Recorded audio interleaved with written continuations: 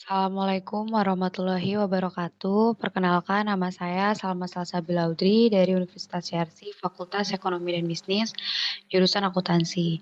Jadi di sini saya akan mengerjakan studi kasus praktikum audit modul 3 mengenai pemeriksaan atas siklus persediaan, penggudangan, dan pembayaran utang usaha. Langsung saja kita ke ICQ persediaan.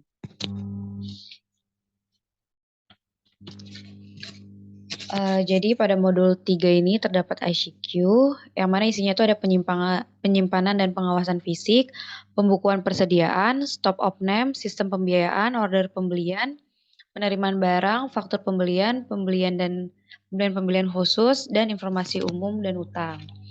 Nah, jadi yang pertama penyimpanan dan pengawasan fisik. Nomor 1, apakah persediaan yang A dipisahkan atas kelompok, bahan baku, barang dalam proses, barang jadi atau dagang, bahan pembantu dan suku cadang. Lalu yang B diatur secara rapi dan tertib, dan yang C tercegah dari pencurian, kerusakan, kebakaran, banjir dan risiko lain. Dan D secara berkala dicocokkan dengan kartu gudang. Nah, itu semua jawabannya itu ya. Terdapat pada buku 1 halaman 89 sampai 97. Yang kedua, apakah persediaan di bawah pengawasan seorang penjaga gudang atau orang tertentu lainnya? Jawabannya itu ya, terdapat pada buku 1 halaman 18. Yang nomor 3, apakah kecuali petugas gudang dilarang masuk ke gudang? Jawabannya ya. Yang keempat, apakah setiap pengeluaran barang jadi berdasarkan bukti penjualan tertulis? Itu jawabannya ya. Yang kelima, apakah setiap pengeluaran barang jadi atau barang dagang harus berdasarkan surat jalan atau sejenisnya yang diotorisasi pejabat perusahaan yang berwenang? Itu jawabannya ya. Yang nomor 6, apakah terdapat pos-pos penjagaan yang mengawasi arus keluar masuk barang dengan efektif? Jawabannya itu ya, terdapat pada buku 1 halaman 88. Lanjut ke pembukuan persediaan. Ini, apakah klien menggunakan sistem persediaan perpetual? Apakah dibuat kartu persediaan untuk bahan baku, barang dalam proses, barang jadi atau dagang, bahan pembantu dan suku cadang? Itu semua jawabannya ya, terdapat pada buku 1 halaman 89. Oke, lanjut yang B. Apakah kartu persediaan tersebut dipegang oleh staf yang tidak menguasai persediaan secara fisik? Jawabannya ya. Apakah total jumlah menurut kartu persediaan tersebut secara berkala dicocokkan dengan akun kontrol atau buku besar persediaan? Jawabannya ya. Apakah saldo kartu persediaan dicocokkan dengan hasil stok of name paling sedikit setahun sekali? Jawabannya ya. Dan itu terdapat pada buku 1 halaman 88. Yang E, apakah terdapat selisih? Apabila terdapat selisih, apakah diinvestigasi oleh orang yang tidak menguasai persediaan secara fisik atau pemegang kartu persediaan? Itu jawabannya ya. Terdapat pada buku 1 halaman 91. Yang F, apakah penyesuaian adjustment atau selisih diotorisasi oleh petugas berwenang? Jawabannya itu ya. Lalu nomor 8, apabila digunakan sistem berkala atau periodic system, sebutkan prosedur dan pengawasan yang dilakukan. Nah, itu terdapat pada halaman 23. PT Sugus menggunakan sistem perpetual, jadi jawabannya itu tidak relevan. Lanjut, di sini ada stock of name. Yang nomor 9, apakah yang mengawasi atau melakukan perhitungan atau menyusun ikhtisar hasil perhitungan terlepas dari yang A itu penguasaan secara fisik atas barang, yang B pencatatan kartu persediaan. Nah, ini terdapat pada buku 1 halaman 90. Nah, kita lanjut ke sistem pembiayaan. Nah, ini yang nomor 16 itu, apakah hal-hal sebagai berikut dilaporkan segera kepada manajemen atau untuk perbaikan atau diambil keputusan? Nah, itu ada rencana kebutuhan. Jawabannya itu iya. Yang B, barang-barang yang penjualannya lambat itu tidak. Yang C, barang-barang yang usang itu tidak, barang yang rusak tidak, dan yang E, kelebihan persediaan itu jawabannya Y, persediaan sisa jawabannya itu ya. Ini semua terdapat pada buku 1 halaman 18. Selanjutnya nomor 19 itu apakah jumlah rata-rata persediaan cukup dapat diterima untuk jenis usaha dan besarnya perusahaan? Itu jawabannya Y, terdapat pada buku 1 halaman 88.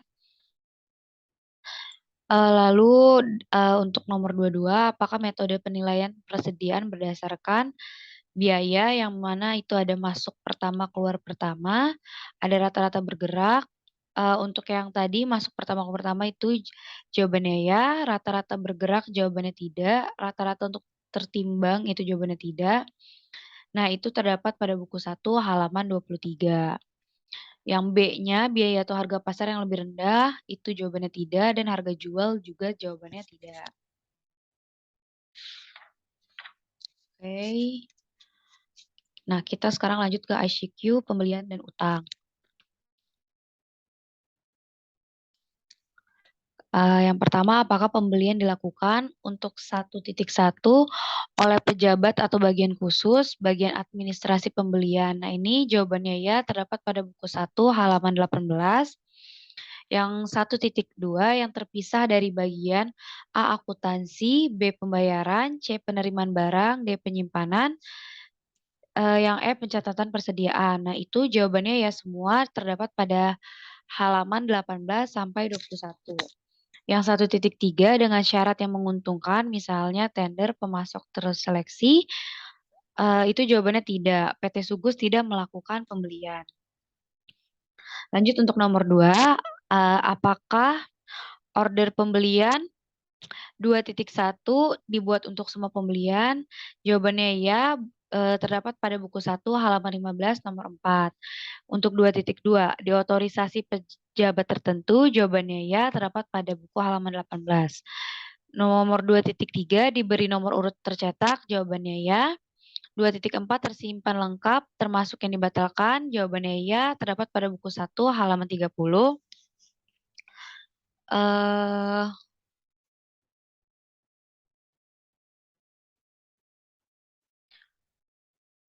Lanjut. 2.5 belangko tersimpan dengan baik itu jawabannya ya. 2.6 tembusan dikirimkan kepada yang A bagian akuntansi untuk dicocokkan dengan laporan penerimaan barang dan faktur itu jawabannya ya. Terdapat pada buku 1 halaman 30 bagian akuntansi. Yang B bagian penerimaan barang sebagai otorisasi untuk menerima barang itu jawabannya ya. Halaman 30 bagian gudang. Oke, nomor 3 itu apakah pembelian dikoordinasi dengan yang pertama, program produksi, jawabannya ya. Anggaran penjualan, jawabannya tidak. Batas persediaan minimum dan maksimum, jawabannya ya. Terdapat pada buku 1, halaman 18.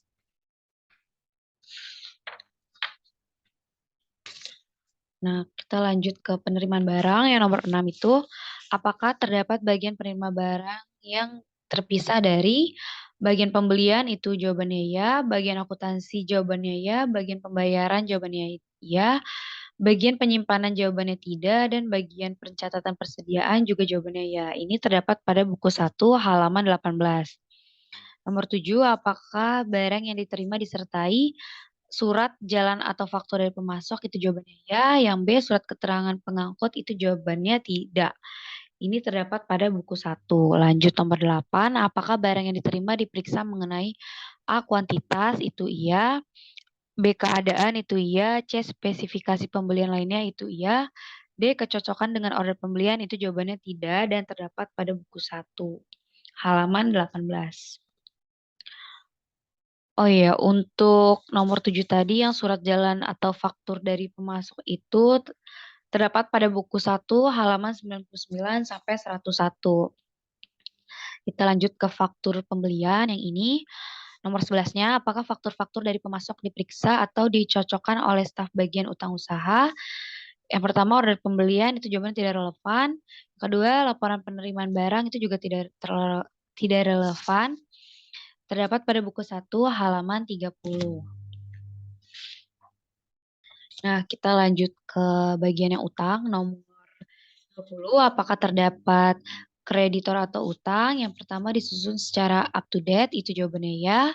Dicocokkan dengan saldo akun kontrol, itu jawabannya juga ya. Dan secara periodik di review atas saldo debit yang ada, itu juga jawabannya ya. Terdapat pada buku halaman 92 sampai 93. Kita lanjut ke prosedur audit.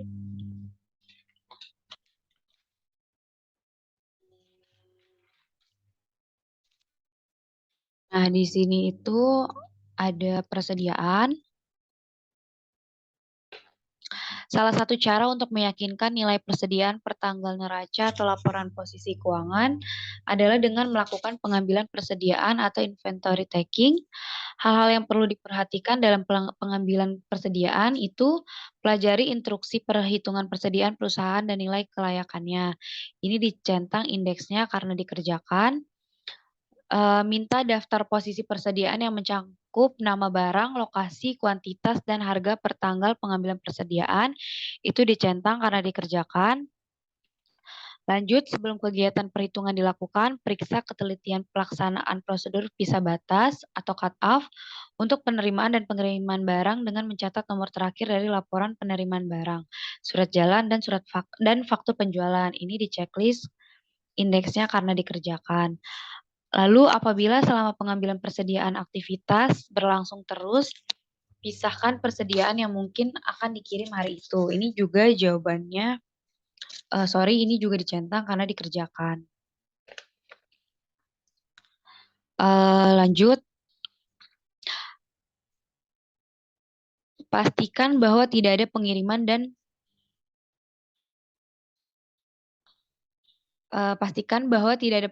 penerimaan setelah tanggal pisah batas berikut serta kan dalam perhitungan persediaan perusahaan tersebut. Ini di checklist karena mengerjakan, lakukan observasi atas kegiatan perhitungan di seluruh gudang. Perhitungan dapat dilakukan secara sampling terutama untuk barang yang pokok atau material dan mahal. Ini dicentang karena dikerjakan. Waspada dengan penumpukan barang, kemungkinan adanya lubang dalam tumpukan dan persediaan yang terlihat sudah rusak, tidak laku atau kurang baik. Di samping itu waspada juga terhadap barang-barang yang tidak termasuk dalam kategori persediaan di checklist karena dikerjakan.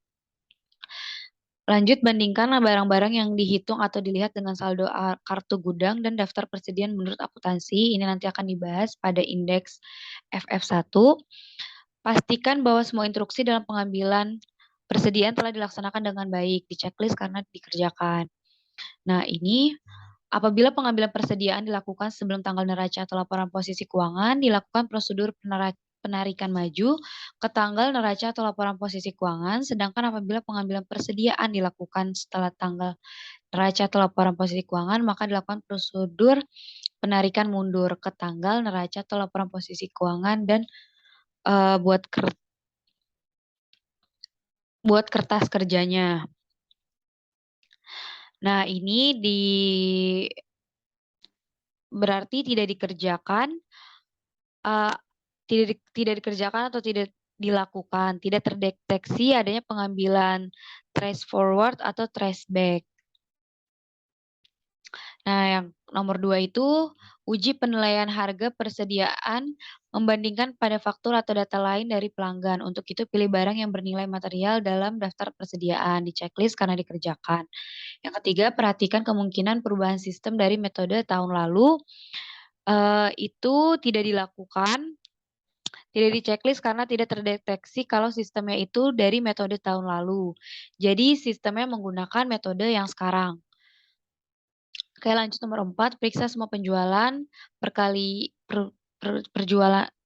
penjualan perkalian dari metode tahun lalu itu di checklist karena dikerjakan. Siapkan schedule utama itu nanti dibahas pada indeks F. Nomor 6, minta daftar persediaan yang mencakup nama barang, kuantitas, dan harga per tanggal neraca dari laporan posisi keuangan, serta cocokkan dengan buku besar, itu di checklist karena mengerjakan. Yang ketujuh, lakukan penilaian analitis untuk melihat kewajaran dari nilai persediaan, misalnya dengan adanya kelebihan persediaan yang disebabkan pembelian yang berlebihan, barang penjualan yang lambat, atau usang. Nah, ini di checklist karena dikerjakan. Yang ke-8 sampai ke-10 itu juga di checklist karena dikerjakan. 11 sama 12 tidak dikerjakan. Lanjut kita ke pajak pertambahan nilai masukan. Nah, ini hanya nomor 3 yang dikerjakan Nah, ini di checklist, yaitu pastikan bahwa pajak masukan tersebut telah dilaporkan atau dikreditkan secara teratur dalam SPT massa dan dikompensasikan dengan pajak keluaran. Lanjut ke beban pokok penjualan. Nah, ini yang tidak dikerjakan itu nomor 2, yaitu hitung rasio dari COGS dan bandingkan dengan tahun lalu serta tulis kesimpulannya. Nah, itu tidak dikerjakan karena tidak perlu menghitung rasio dari COGS. Lanjut, yang nomor 3 ini yang meyakinkan bahwa harga pokok produksi dicatat berdasarkan perhitungan yang didukung bukti-bukti. Ini nanti dibahas pada indeks PL2. Lanjut pada pemeriksaan pembelian. Nomor 4 itu di checklist. Nah, nomor 5 lakukan pemeriksaan kebijakan dan prosedur pembelian dan retur pembelian akankah ada penyimpangan. Nah, ini tidak di checklist karena tidak ada penyimpangan. Nomor 6 lakukan pemeriksaan terhadap pembelian dari pihak yang punya hubungan istimewa atau afiliasi terutama untuk menetapkan harga beli dan jumlah transaksi selama tahun berjalan. Ini tidak di checklist karena tidak memiliki hubungan istimewa.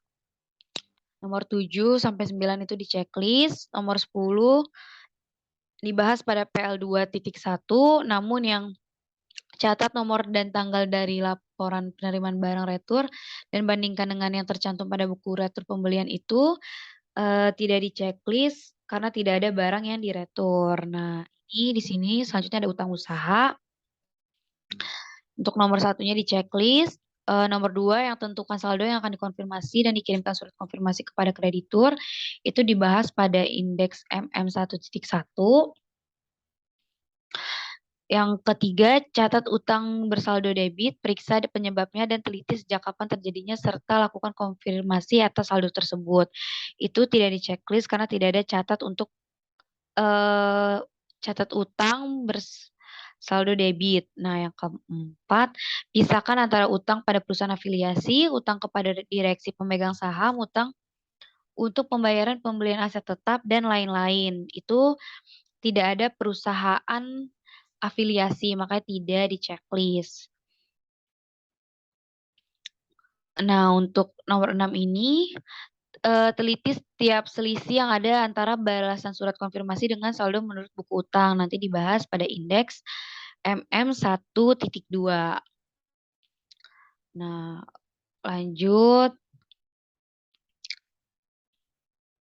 lakukan tes subsequent payment dan uji pisah batas untuk pisah batas tanggal neraca atau laporan posisi keuangan. Nah, ini tidak di checklist dan yang nomor 11 itu buat kertas kerja dan kesimpulan hasil pemeriksaan ini akan dibahas pada M1.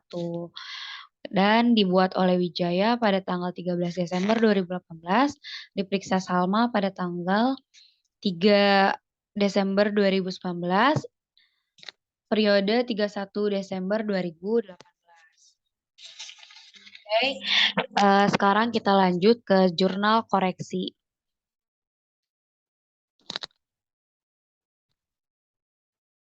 Jurnal koreksi itu bisa dilihat pada buku 1 halaman 91. Nah, yang pertama itu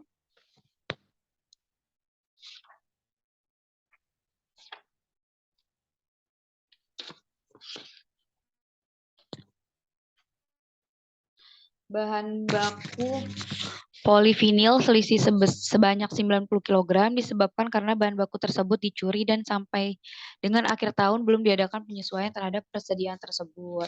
Nah, persediaan yang dicuri sebanyak 90 itu belum dilakukan penyesuaian. Nah, ini jurnalnya beban produksi di debit sebesar 1.350.000 dan persediaan bahan baku polivinil di kredit sebesar 1.350.000. Yang kedua itu bahan baku PS selisih sebanyak 500 kg disebabkan karena adanya pembelian tanggal 29 Desember 2018 dari PT Delta belum diterima faktur pajaknya sehingga belum dibukukan sebesar 8.800.000 termasuk PPN.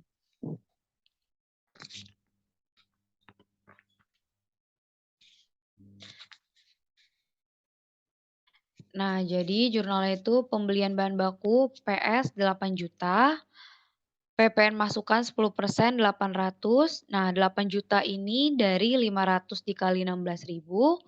Untuk 800.000 dapat dari 8 juta dikali 10% menghasilkan 800.000. Nah, di kreditnya itu utang usaha 8.800.000. Yang ketiga, bahan pembantu carton box selisih sebanyak 10.000 disebabkan karena terendam banjir sehingga sudah tidak dapat dipakai lagi. Nah, jadi jurnalnya itu beban produksi 11 juta pada debit dan persediaan bahan penolong itu 11 juta pada kredit. Yang keempat, barang jadi Rubicon 500 selisih sebanyak 2.000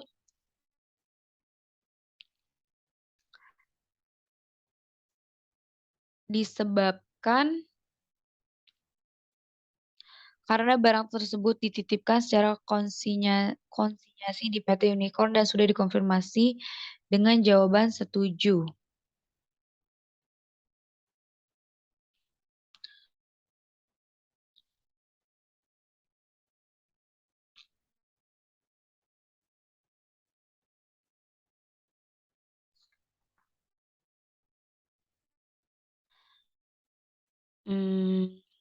Tadi beban produksi pada debit 11 juta, persediaan bahan penolong pada kredit 11 juta. Nah, yang keempat itu beban promosi sebesar 17.501.000, persediaan barang jadinya sebesar 15.910.000 pada kredit, PPN keluaran sebesar 10% pada kredit 1.551.000. Nah, 15.910.000 itu dari 1.000 dikali 15.910. Nah, untuk PPN-nya itu 15.910.000 dikali 10% menghasilkan 1.551.000. Nah, yang kelima, upah langsung itu pada debit sebesar 15 juta. 15 juta ini dari 2.500.000 dikali 6. Berarti upah langsungnya 15 juta, upah yang masih harus dibayar, utang yang harus masih dibayar itu sebesar 15 juta. Nah, ini total debit dan total dari kreditnya sebesar 53.651.000. Kita lanjut ke inventory turnover. Di sini tuh ada keterangan tahun dan jumlah. Pada keterangan itu ada penjualan dan harga pokok penjualan. Ada tahun yaitu 3 tahun terakhir di sini 2016, 2017, 2018. Di sini juga ada keterangannya seperti buku 1, terus juga ini penjualan 2018 itu terdapat pada laporan laba rugi, harga pokok penjualan 2018 itu terdapat di laporan neraca. Nah, langsung saja di COGS 2017 itu rumusnya harga pokok penjualan dibagi dengan penjualan. Harga pokok penjualannya itu sebesar 24.883.531.468 rupiah didapatkan dari sini harga pokok penjualan tahun 2017. Nah, dibagi dengan penjualan sebesar 1.470.033.515, yang mana ini didapat dari penjualan 2016 ditambah penjualan 2017 dibagi 2. Nah, setelah dibagi hasilnya itu 16,93. Lanjut COGS 2018, rumusnya juga sama, harga pokok penjualan dibagi penjualan.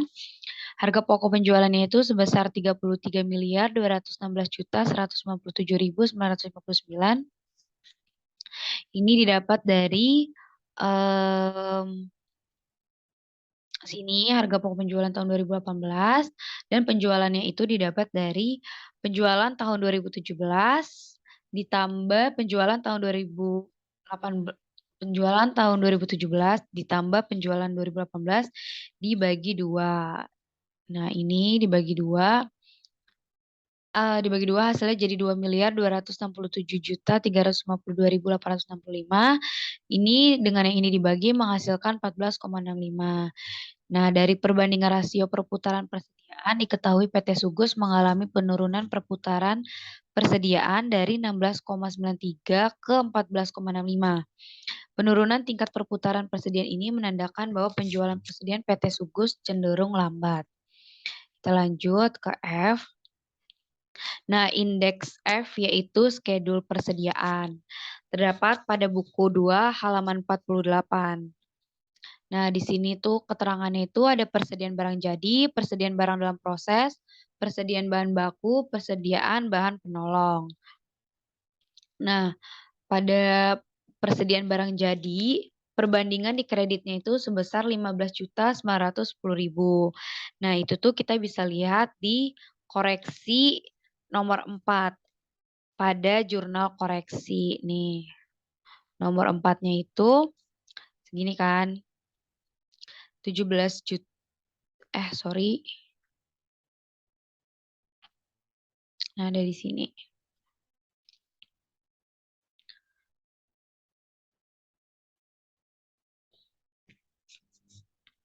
Nah, untuk yang persediaan barang dalam proses, ini pada debit sebesar 15 juta dan itu terdapat pada jurnal koreksi nomor 5.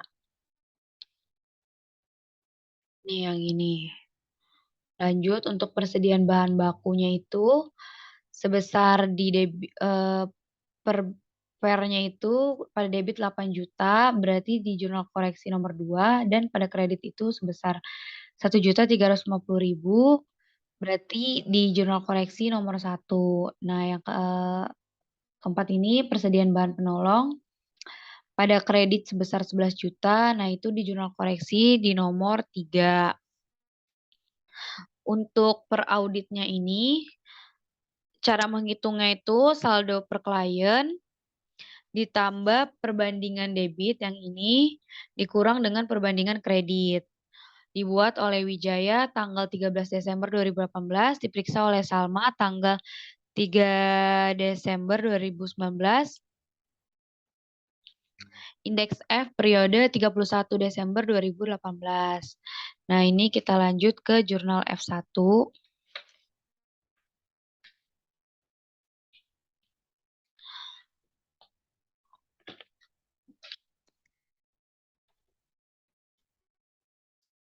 Indeks F1 atau skedul persediaan barang jadi. Nah, ini terdapat pada buku 2 halaman 50. Di sini tuh sama Rukofin cuma membedakan SP-nya. Nah, pada Rukofin SP 1000 perbandingan di kreditnya itu sebesar 15.910.000. Kita bisa lihat di jurnal koreksi nomor 4 yang ini. Nah, untuk per auditnya itu caranya sama, yaitu saldo per klien ditambah perbandingan debit yang ini dikurang perbandingan kredit. Dibuat oleh Wijaya tanggal 13 Desember 2018, diperiksa oleh Salma tanggal 3 Desember 2019, indeks F1 periode 31 Januari 2018. Untuk F2 ini terdapat pada buku 2 halaman 52. Pada batch production yang nomor 377 ada perbandingan debit sebesar 15 juta. Bisa dilihat di jurnal koreksi nomor 5 ini. Nah, per auditnya itu masih sama, yaitu saldo per klien ditambah perbandingan debit dikurang perbandingan kredit. Dibuat oleh Wijaya tanggal 13 Desember 2018, diperiksa oleh Salma tanggal 3 Desember 2019, indeks F2 periode 31 Januari 2018. Lanjut F3 atau skedul persediaan bahan baku terdapat pada buku 2 halaman 54. Nah, di sini tuh keterangannya ada monomer, polivinil, terus ada oxtan, DOP, PS, dan EPO. Nah, pada polivinilnya ini Terdapat perbandingan kreditnya itu sebesar 1.350.000 bisa dilihat di jurnal koreksi nomor 1. Nah, pada PS, terdapat perbandingan debit sebesar 8 juta dan bisa dilihat di jurnal koreksi nomor 2. Untuk per auditnya itu caranya masih sama yang sebelumnya disebutin, saldo per klien ditambah perbandingan debit dikurang perbandingan kredit. Dibuat oleh Wijaya tanggal 13 Desember 2018, diperiksa oleh Salma 3 Desember 2019, indeks F3 periode 31 Januari 31 Desember 2018. Lanjut F4 atau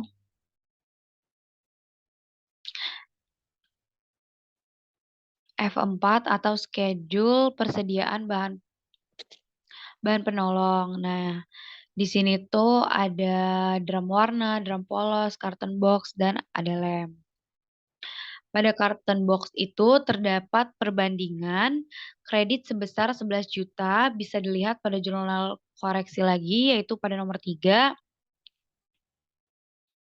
Jurnal koreksi nomor 3 yang ini berarti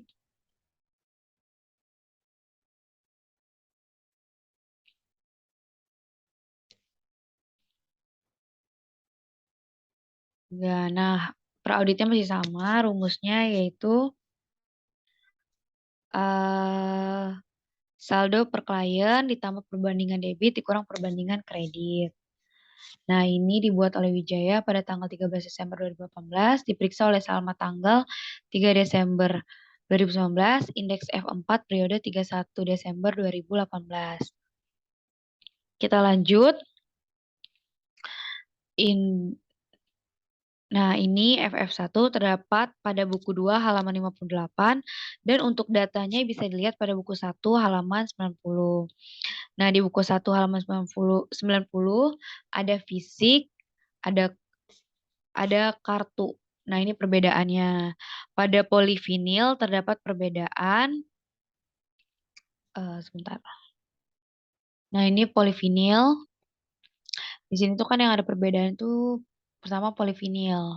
Fisiknya 1560, kartunya sebesar 1650. Nah, perbedaannya itu 90, alasannya karena barang dicuri. Nah, tahu 90-nya itu selisih antara 1650 dikurang 1560 itu hasilnya 90. Nah, kalau kayak gini berarti kan nggak ada perbedaan.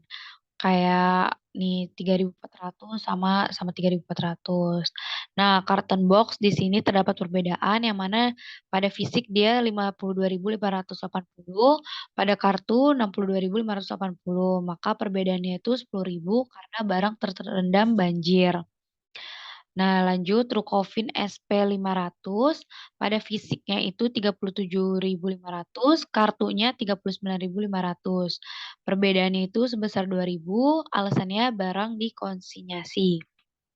Lanjut Rukovin SP1000, fisiknya itu berjumlah 27.854, kartunya 28.854, perbedaannya itu 1.000 karena sampel promosi gratis. Nah, seperti itu. Dibuat oleh Salma tanggal 19 Desember 2018, diproduksi oleh Dimjati tanggal 12 Maret 2019, indeksnya FF1 periode 31 Desember 2018. Kita lanjut. TOC3 terdapat pada buku 2 halaman 59 dan data pada buku 1 halaman 99 sampai 101. Di sini tuh ada order pembelian, nama pelanggan, jumlah, bukti pendukung, otorisasi, footing, Fufing, buku pembelian, kartu persediaan, dan buku besar. Nah, Fufing ini tuh kayak perbedaan atau perhitungan yang salah. Di sini ada PT Delta, PT Elang, PT Fitra, PT Gaya, PT Hero, dan PT Indah. Nah, ini di sini ada catatan pemeriksaan. Yang pertama itu nomor OP 279 atas nama PT Delta, terdapat kesalahan perhitungan, seharusnya total pembelian exclude PPN 3.500.000, namun di order pembelian tercatat 70 juta. Nah, 3.500.000 didapat dari 1.250 dikali 2.800. Yang kedua, nomor OP 280 atas nama PT Elang terdapat kesalahan penghitungan. Seharusnya total pembelian exclude PPN 299.992.000, namun di order pembelian tercatat 30 juta. Nah, 299.992.000 didapat dari 1.840 dikali 16.300. Yang ketiga itu nomor OP 281 atas nama PT Fitra terdapat kesalahan penghitungan. Seharusnya total pembelian exclude PPN 40 juta. Namun di order pembelian tercatat 44 juta. Lanjut yang keempat nomor OP 282 atas nama PT Gaya terdapat kesalahan penghitungan atau footing. Seharusnya total pembelian exclude 49.999.600, namun di order pembelian tercatat 55 juta. Dan yang kelima, nomor OP 283 atas nama PT Hero, terdapat kesalahan penghitungan atau footing. Seharusnya total pembelian exclude PPN 60.300.000, namun di order pembelian tercatat 60 juta. Dibuat oleh Wijaya tanggal 13 Desember 2018. Diperiksa oleh Salma 3 Desember 2019, indeks TOC 3 periode 31 Desember 2018. Lanjut di sini M1. Terdapat pada buku 2 halaman 60 dan data pada buku 1 halaman 94. Nah, di sini tuh ada nama pelanggan, WPRF, per klien, per debit kredit, dan per audit. Di sini itu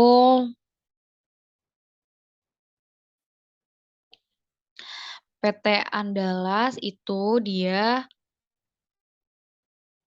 di sini tuh setuju karena dia tidak ada perbedaannya. Lalu untuk PT Berkat dia tidak setuju karena di sini ada perbedaan di debit, kesalahan pencatatan tanggal 3 Desember 2018 atas penerimaan piutang sebesar 990.000. Nah, perbandingannya tuh di debit ini.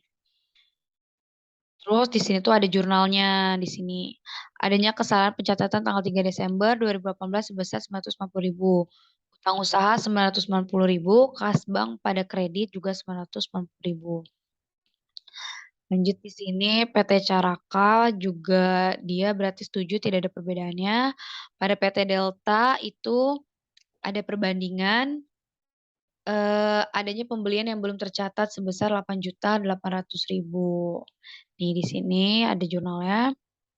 Persediaan 8 juta, PPN masukan 800.000, utang usaha 8.800.000. Nah, 800-nya ini 10% dikali 80 juta, dikali 8 juta. Nah, di sini ada perbedaannya lagi tuh PT Elang. Perbedaannya sebesar 2 juta di kredit. Di jurnalnya adanya giro yang belum dikeliringkan sebesar 2 juta, giro atau bank 2 juta pada debit, dan utang usaha pada kredit sebesar 2 juta. Kita lanjut ke MM1.1.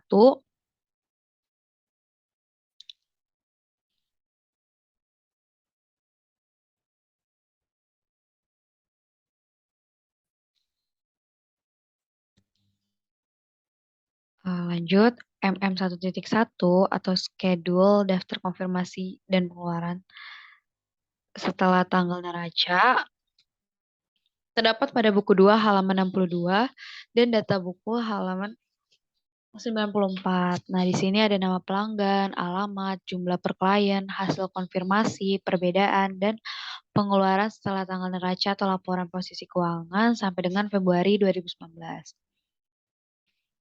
Nah, di sini tuh hasil konfirmasi ada CB dan ada RD. CB itu berarti jawaban yang cocok dan RD jawaban konfirmasi yang tidak cocok. Nah, yang pertama itu PT Andalas, jawabannya itu setuju, makanya dia diberikan hasil konfirmasi itu CB.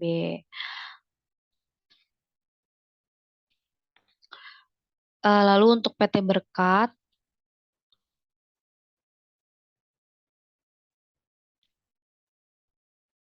PT Berkat itu dia tidak setuju karena kesalahan pencatatan tanggal 3 Desember 2018 atas penerimaan piutang sebesar 990.000.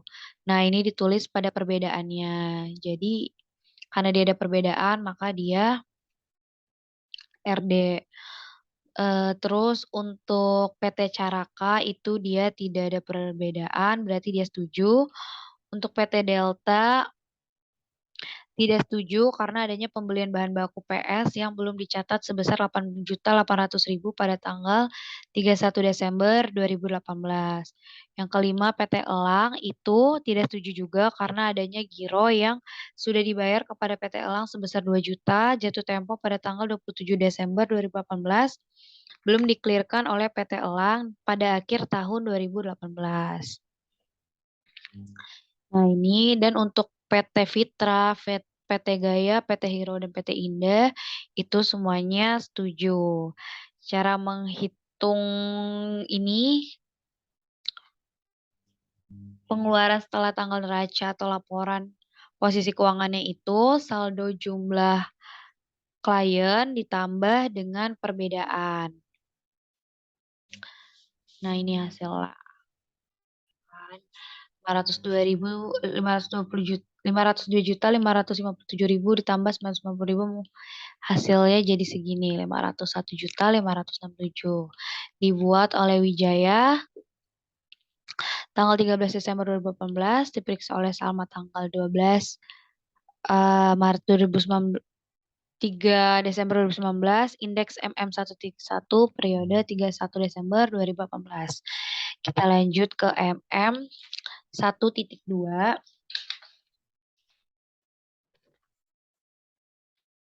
ini tuh terdapat pada buku halaman 63. Datanya pada buku 1 halaman 94. Di sini tuh ada konfirmasi, ada jumlah konfirmasi yang dilihat dari MM1.1.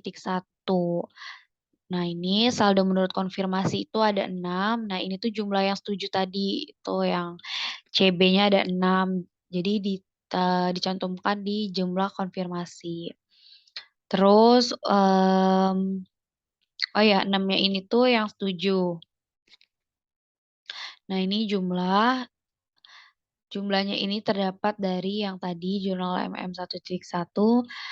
Jumlah yang setuju, PT-PT yang setuju itu dijumlahin hasilnya menghasilkan 711.559.100. Nah, untuk yang hasil konfirmasi ini, jumlah konfirmasinya itu 3, berarti ini tadi PT-PT yang eh, tidak setuju.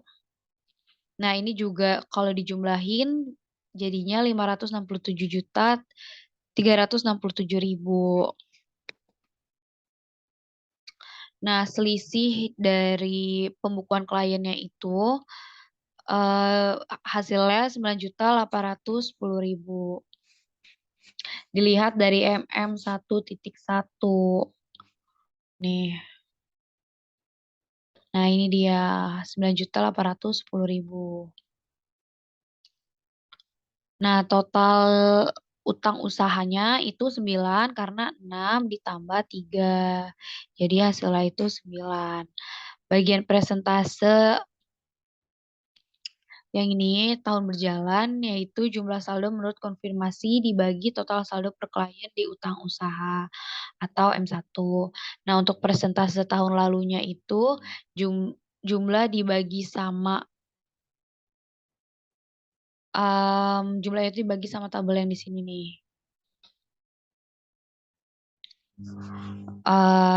Ini hasil konfirmasi yang setuju, ini hasil konfirmasi yang tidak setuju. Oke, kita lanjut ke PL2.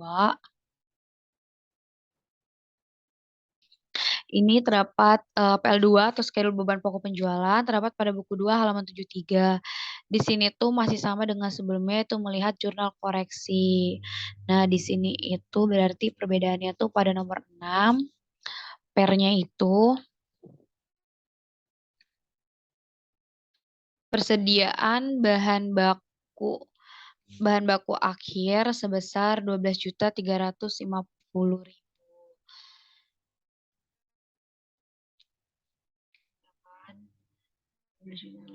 Ini nomor 3 dan pada debitnya itu 8 juta di jurnal koreksi nomor 1.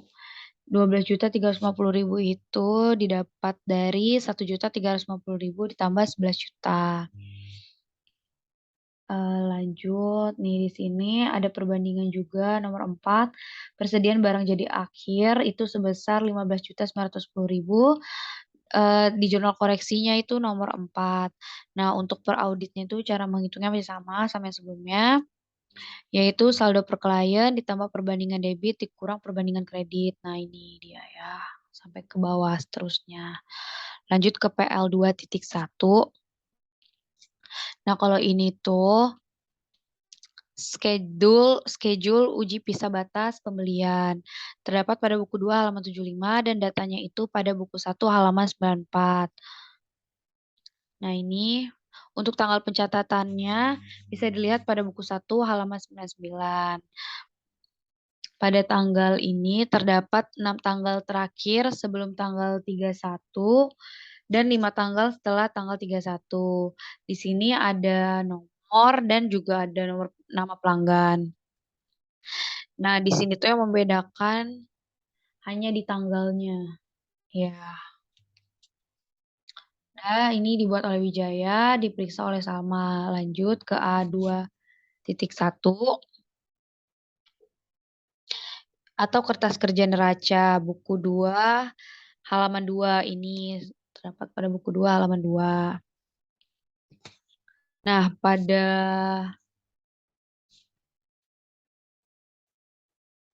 akun persediaan sebesar 23 juta dilihat dari F. Nih, jumlah perbandingan debit.